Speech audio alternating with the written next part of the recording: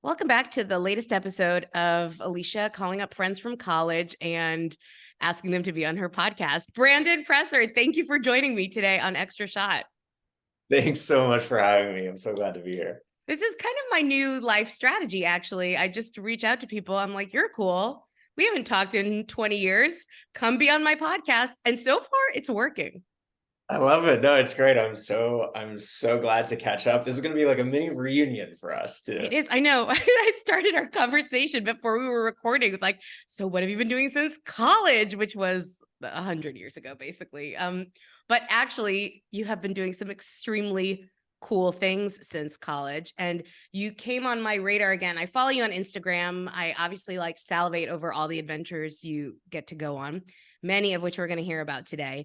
But I became obsessed with your pursuits column. So why don't we kind of start there? Tell us what you do. Yeah, what have you been doing for the last 20 years, basically, and what are you doing now? So I think we'll start. We can kind of work backwards. But one of the things that I do right now is I'm a columnist at Bloomberg, and our luxury division is called Pursuits. And I do a column for Pursuits where I take on a job in luxury hospitality and I report on what it's like to do that job. So you're getting a little bit of lifestyles of the rich and famous. You're kind of getting micro dirty jobs, and it kind of all comes together in a variety of different ways. So I was a butler at the Plaza Hotel in New York City. I've worked as a deckhand on a super yacht. I've worked at a high roller casino in Vegas. I was a personal shopper at Barney's, and I do these jobs for about a week. And I find out sort of two things. What is the secret world of a legendary brand? How does a brand come together to, be so famous and so coveted? And the other part, which I think people like a little more, is rich people behaving badly. I mean, I don't know if you've read my book or seen my book. You probably have not read my book, but if you've seen my book, and I feel like your job is what I should have done instead of all these internships, because so you mentioned a few. You worked at Disney, one of my dreams. You worked at LAX, and you most recently, the article that popped up on my feed that I had to just basically buy a subscription so I could read it, was about this summer. I think it was this summer that you were an Ibiza concierge, or Ibiza if you're listening to this from the UK, for like collectionist. Is that what it's called? Mm-hmm. So most of the time, most of these, we've been doing them for about 6-7 years, and it's a seasonal column, and we've usually done them in the United States. And because this summer was just explosive international travel, and so many Americans are heading to Ibiza. Well, Ibiza. And yeah. I never get tired of saying it like that. I know I sound very obnoxious, but I really love it. Go on.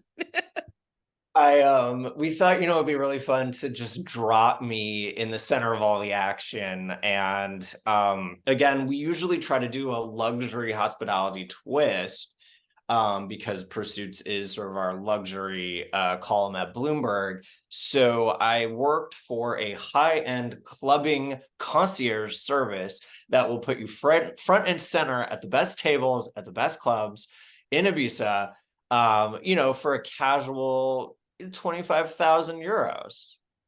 Everything about this article was amazing. You are a brilliant writer in addition to exploring. And I have to read this one piece that I just pulled out.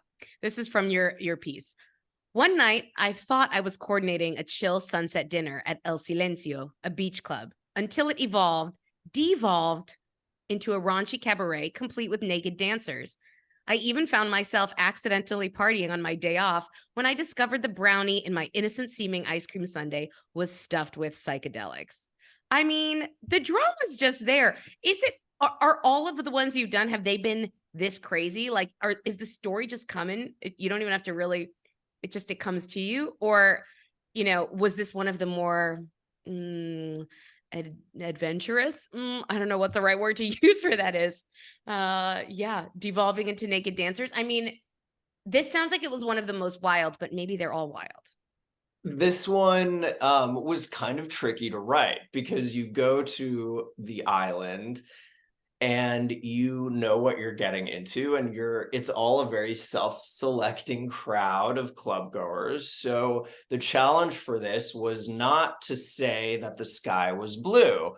I didn't need to tell everyone that people were doing drugs. So from a writing perspective, it was actually really challenging. Mm, When you go to a place like Barney's, and you're a personal shopper, you expect a certain level of decorum. So any deviation from the norm is salacious and fun, but everything in Ibiza is like party raunchy already. So trying to find those extra things to unpack and reshape proved to be trickier than usual. I actually think the nuts and bolts of how things like this work is pretty fascinating. I mean, for obvious reasons, I'm obsessed with different jobs and how they work, but actually, like, what an average day looks like and what people do on their days off. I mean, the crazy stories are amazing, but it's also just pretty interesting to hear the mundanities of the job, because this is a job that people do. And apparently people do it in the summer and they make enough for the whole year, is what you were saying in the piece. It's true. And I would say, behind the scenes, I have two editors at Bloomberg, and one is my angel and one is my devil. And the editor is the one who's interested in exactly what you're saying. Systems. I want to like take apart the clock and see how all the cogs move. That to me is really fascinating. And then I have an editor who used to be a sort of a page 6 type editor and wants all those blind items of celebrities acting badly. And I think it strikes a really good balance to have those two editors on my shoulder, one being like, systems, what's the everyday life? And the other being like, tell me about the terrible thing Blake Lively did. I love it. And it is these crazy headlines that are what kept me down the rabbit hole. So your devil editor is doing a really good job of producing those. It's like, I live to tell the tale after doing this, whatever it was. Oh God, there was one, I think it was your super yacht experience. I was like, or like what nobody knows about flying a private jet. I don't know. Everything I read, I wanted to read more and more and more.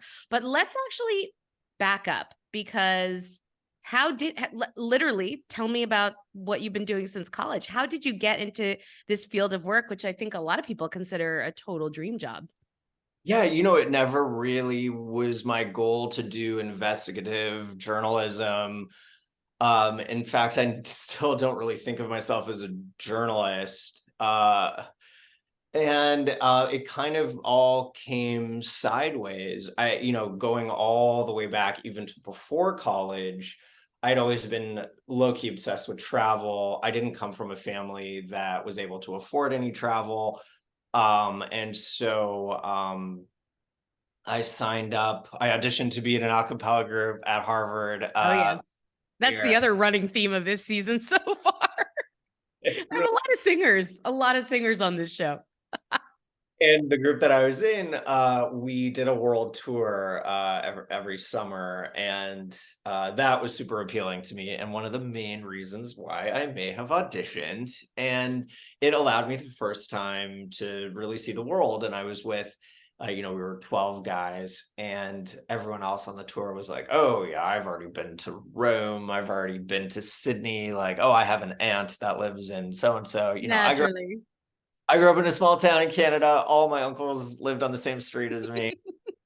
And so everywhere we went, I was just in awe. And I came back from that trip being pretty sure that I wanted my life to have travel in it in a full-time capacity. And I think as a lot of our peers, went on to do consulting and different things like that after college, I was trying to figure out what's the step that I can skip to making all of that banking money, because I'm gonna spend it on travel anyway. Correct. So Very sensible. without all of the banking. And my first job out of college was at the Louvre in Paris. I was a history of art and architecture major, concentrator, as we say at Harvard. Indeed. And so I worked at the Louvre for a couple of years, and as the French do, I had 9 weeks vacation one summer, went backpacking in Australia, bought a Lonely Planet guide, and it was kind of just like, I could do this. I could write this guide. And I applied for a job at Lonely Planet and, prayed to the travel gods and got a job at Lonely Planet writing guidebooks for them. Flash forward about a decade and 40 books later. Felt like social media was changing the atmosphere of how people were traveling, and people were moving to digital, no longer analog guides. Moved to New York City, got into the magazine world, and started focusing my storytelling less on unpacking entire destinations, but more on the people in the destinations. A cool person doing a cool thing. And then that started to evolve with a column at Bloomberg, and I do a lot of writing for Vogue magazine, Condé Nast Traveler, Travel and Leisure, Washington Post, that kind of thing. Right. Do you mostly take these trips alone? I do. I find that in the travel world, it can be a bit complicated. And there's sort of two types. There are people that really see it as work and research, and then there's others that see it as lifestyle. There's travelers who write, and there's writers who travel. Ooh. Which one are you? It's a really good question. I'm a traveler who writes, because I still don't think of myself wholly as a journalist. And a lot of the writers who are doing a lot of the biggest work in the travel sphere in the United States rose the ranks within a magazine, did the internship, were the assistant editor, so they're maybe the writer first. I find that I like to be alone when I travel because you give off talk to me energy. Well, not everybody gives off talk to me energy, I think, when they're alone when they travel. So that's what I was gonna ask, do you meet people? Do you get lonely? Like, what do you do when you're with your own thoughts for so long? This is like a general life question, actually. Question, and I think that it can be applied to people even who are traveling for themselves, and don't, aren't writing or anything like that. For me, when I was doing Lonely Planet guides, I'd be away for 4 months. Myself in the wilds of Borneo or something, but I always had a mission to keep me company. I was always researching the book, so I never felt alone because there was always a mission. And I think that if you're someone who's considering solo travel and you're feeling a little bit hesitant, because you're worried about those in-between moments of loneliness, or having dinner alone is outside of your comfort zone, give yourself a mission. It can, and just a mission for you. I'm gonna write 3 pages in my notebook every day about my experience, and that mission is what keeps you company while you're on the road. I love it. Okay, I have so many questions.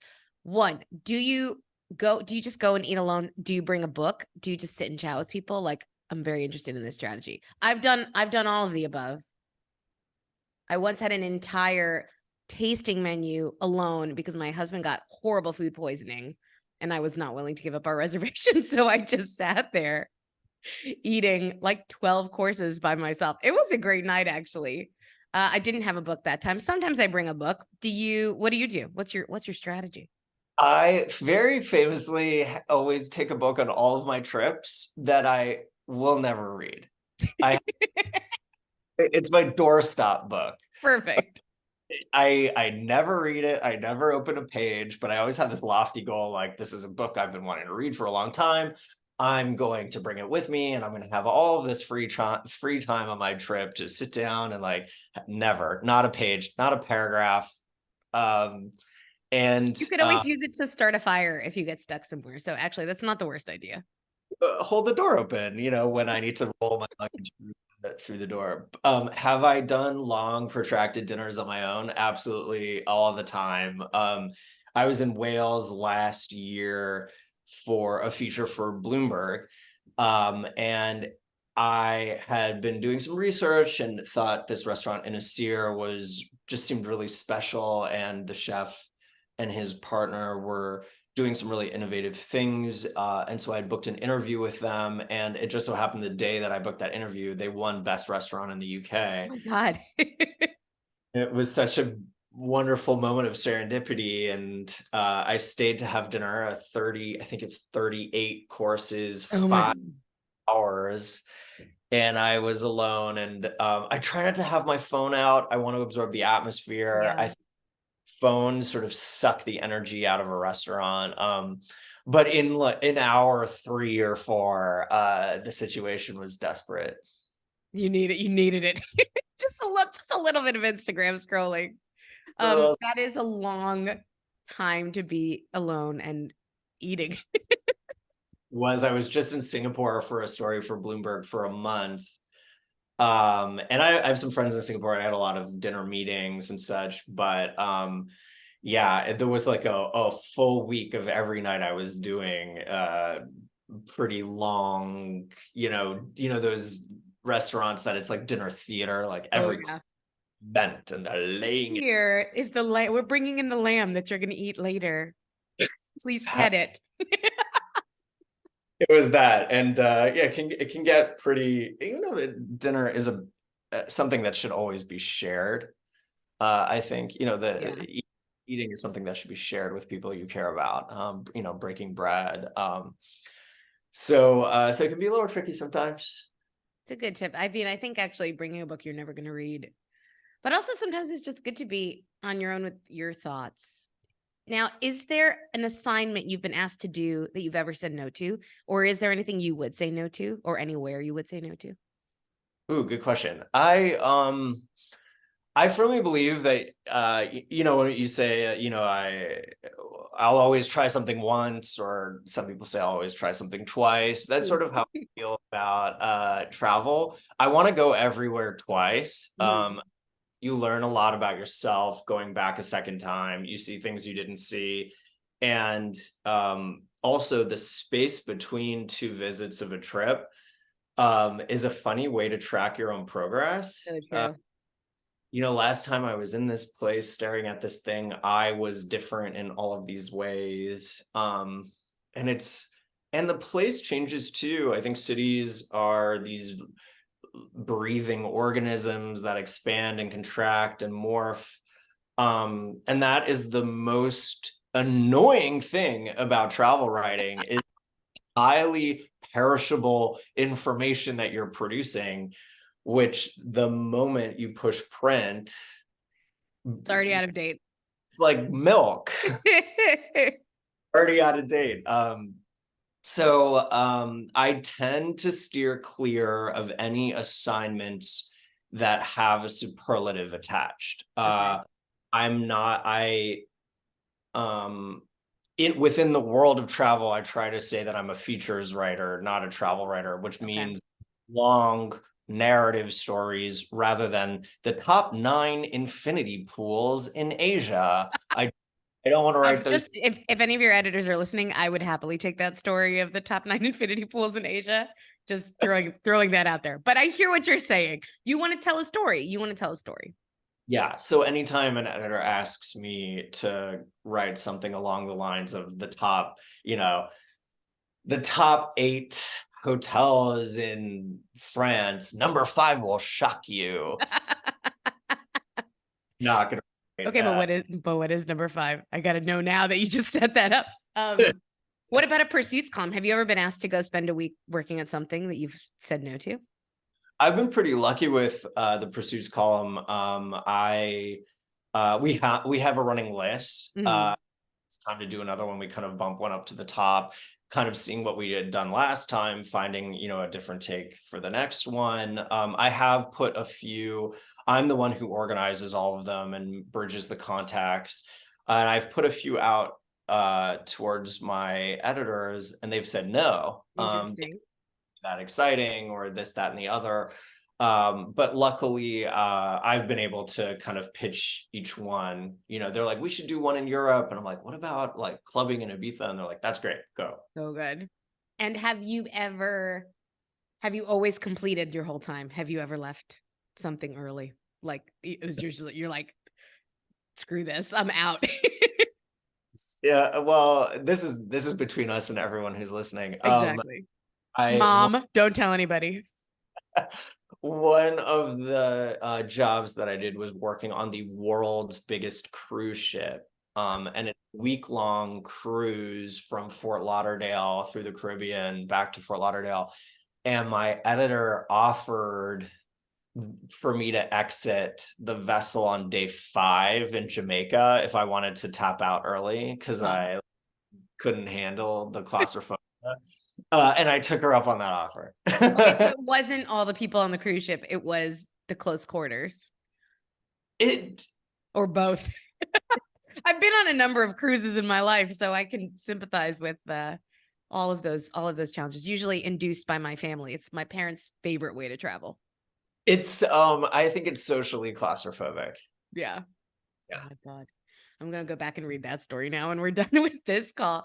All right, we have to talk about your book because I think it's almost a testament to the storytelling element of what you do, and that it's not always just about a place, but about a place and a time and the people, because your book is fascinating. It was described, so the book is called The Far Land. It was described by the New York Times Book Review as, and this is so good, a mashup of an 18th century adventure novel and the darkest episode of Law and Order Special Victims Unit imaginable, which if that doesn't sell a million copies, I don't know what is. It takes place on, is it Pitcairn? Because I actually looked up pronunciation. Did I say that right? Yeah, Pitcairn Island. Tell me a little bit about the book, how you became obsessed with this place and these people and these incredible stories, and how did it come about? Yeah, so it started as a magazine assignment. And oftentimes when I get back from a trip, I'll have a phone call with my agent and he'll, say, what's been going on for the last couple months? Where have you been? And I got back from Pitcairn Island, which is an island in the South Pacific, halfway between Tahiti and Easter Island, to sort of give you an idea of where we are in the world. And I got back and I started talking to him about my experience on this island, which has 48 inhabitants and can only be reached by a cargo freighter because it is for an airplane to land on. And he said to me, that's a book. That's a book. And he'd never said that before. 135 countries later, Wow. he's said that about any destination. And it really was not only because the people who live on the island today are so fascinating and so removed from the rest of the world, but because the history of the island and how it was settled 200 years ago is equally, if not more, fascinating. It was basically settled by a group of fugitives escaping the British Crown. And they found this island that had never been charted on a nautical map and burned their vessel and then hid on the island for almost 20 years until they were accidentally discovered. Oh my God. An American whaling vessel. And the story has been covered many times, and you've may heard of the mutiny on the Bounty, but no one has really written with accuracy, with nonfiction accuracy, about what occurred after the mutiny. That's sort of where the narrative has always stopped. And that's largely because no one has accounted for oral tradition, oral storytelling, which is Tahitian history books. So I started collecting all of the oral history, along with old documents that I found through successive trips to Australia, where a lot of the documents are now held, and kind of put it all together of this very Lord of the Flies, very Survivor TV show about how one by one they were all murdered until only one was left, basically. It's like one of these, you can't make this up. Like, it's so insane you can't make it up. Like, that's crazy. No, what were you gonna say? Everyone in the narrative, the thing that I loved the most about telling the story was that everyone's a little bit bad. That's a good story. I love that there's some characters that you're really rooting for, and then they show their true colors, or they end up being so wickedly human, and doing something that you're just like, we were rooting for you. uh, and that's what was so fun, is these deeply flawed people all trying to make a go of it on this island.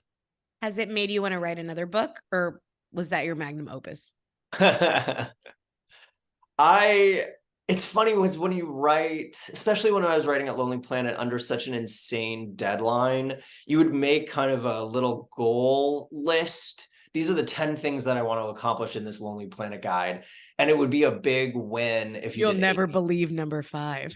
no, 5. And if you got like 8 out of 10, that was a win. And so when I set out to do this book, I was, if I could do 8 of the 10 things that I set out to do, I'll be really happy. And I feel like I got the 10 because I wrote it during the deep dark of the pandemic when there really was nothing else to do, and I could put all of my attention on it. So I was really, really happy with how it turned out. And I think the big goal was that it could be read 2 ways. One, as just a sudsy, like Game of Thrones, everyone ensemble action, da, da, da, da. And then the other way is you can see there are these Easter eggs, and there are these double meanings, and there's all this like hidden foreshadowing. And if you want to do a closer read, you can. I would love to write something else. I was in love with these characters and the story, so I have to be the next thing that I write about. And my editor asked me that right when I started. She was just like, how in love with you are you with Pitcairn? And I said, oh, deeply in love. She's like, good, because you're gonna hate it by the And did you? no. And she would check in She on was me. wrong. Still loving it. I'm not loving the writing, but I'm still loving my characters. Well, that's extraordinary. I mean, this conversation has been amazing. I cannot let you leave without a few burning travel questions I need you to answer that came through from some folks on the internet and some that I've just always wanted to ask. And I'm using this as an excuse to ask them of you. So are you ready for my 5 burning travel questions? I would love to hear them. Okay. Number 1, the Mediterranean is too hot in the summer now. Where can I go for a climate change proof beach vacation? Great question.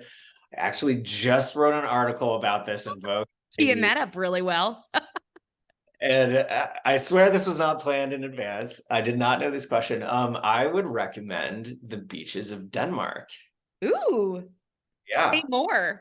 Yeah. So there's coastal Denmark across from Norway, if you're looking at the map, just where Norway sort of scoops down. There's an area that's called Cold Hawaii. And great surfing, beautiful little beach towns, and already the cultural sustainability is in place. You can't just build a cottage anywhere. Only Danes are allowed to own property. Nice. It's not going to ever get overexposed and overdeveloped. And there's beautiful national park with wild animals, and great little restaurants with fresh seafood. And in the summer, it gets up to 28 degrees Celsius. So all right, I'm sold. That's close for me. I could almost row over there basically from here. It's great. You could fly internationally into Aalborg, and then you're going to drive about an hour. That sounds amazing. All right, question 2. To check a bag or not to check a bag? That is the question. Yeah, it's been really tricky lately, with all luggage getting lost and flights delayed and people putting those little Apple trackers. I love checking a bag. You can bring what you want. You don't get shoulder problems trying to carry it on the plane. You're not in a rush to be the first person aboard to get that slot over your seat. I am all for checking a bag, to the point where I think we should be able to check our bags for free, and you should pay to put your bag over. You have to do that now, actually. In Europe on the short hauls, it's cheaper to put your bag under and check it than it is to put it in the plane. I want more of that because They're onto your strategy. so see when they board an airplane, like they need to get on first, or their brain's gonna explode. And I I think this know it's very stressful. But it's definitely stress free. All right, I'll think about that. I don't often check a bag, but it's not a bad idea. I usually want to bring back liquids from wherever I'm going, so I think I need to probably do it a bit more. All right, number 3. What do you think is the most overlooked place that tourists don't go but should? I'll give you general and specific. I think Yes. everywhere that you think is the golden place with the thing, you're like Italy, the food, oh my gosh. Tahiti, the beaches, these places that are sort of synonymous with one item and you feel like you can't get it anywhere else. There is a place that's doing it just as well without the crowds and cheaper. I promise you. Everywhere, there's something that is not as fully discovered. Iceland, super overexposed. Northern Norway, far less exposed. But I think one of the biggest overlooked destinations is Slovenia. Okay. It borders Italy, and a lot of Slovenian wine used to be Italian vineyards, but after the First World War, the was redrawn where the border was.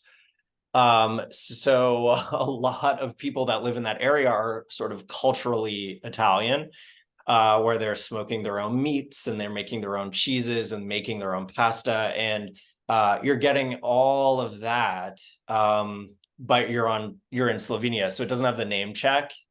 And the mountains are incredible. The people are so friendly. It's such a small country, and it's super easy to get around. I'm just shocked that it hasn't exploded yet, but I think it will. My daughter was obsessed with the Slovenian entry to this year's Eurovision, so I actually think I could propose that trip and get away with it. That sounds amazing. All right, well, now I'm starving and want to drink wine and also go on vacation. Okay, you've got yourself, you said you want to go everywhere twice, so that's a big list.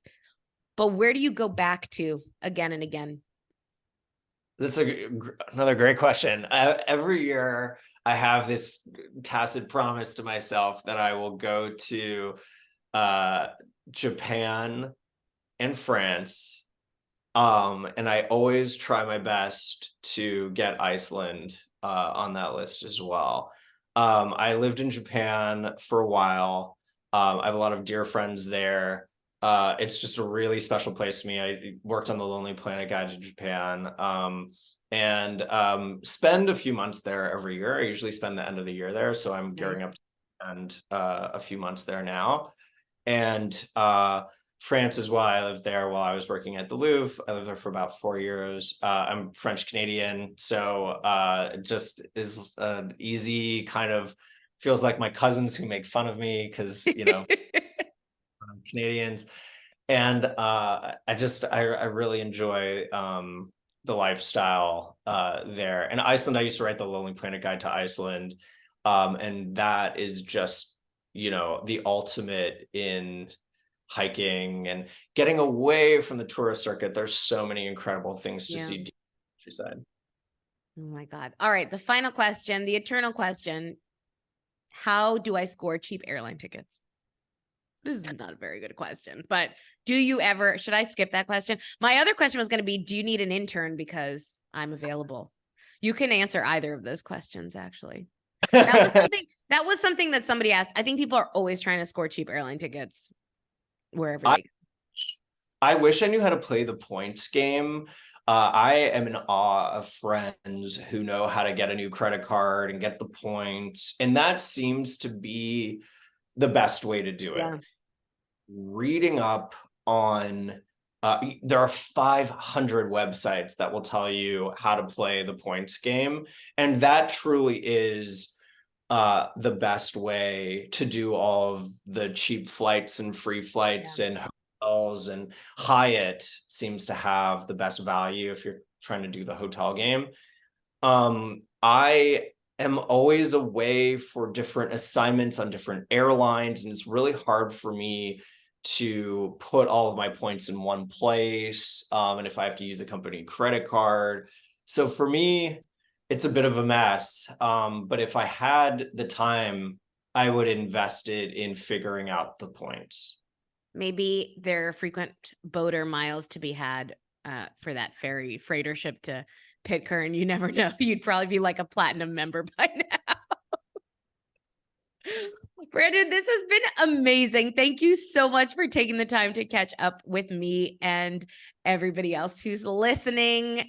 And I'm just so excited. The Farland is out now. You can get it everywhere books are sold, and it is brilliant. And please read Pursuits and like maybe block off 3 or 4 hours to just go down the whole history, because there's no way you're going to be able to stop once you start.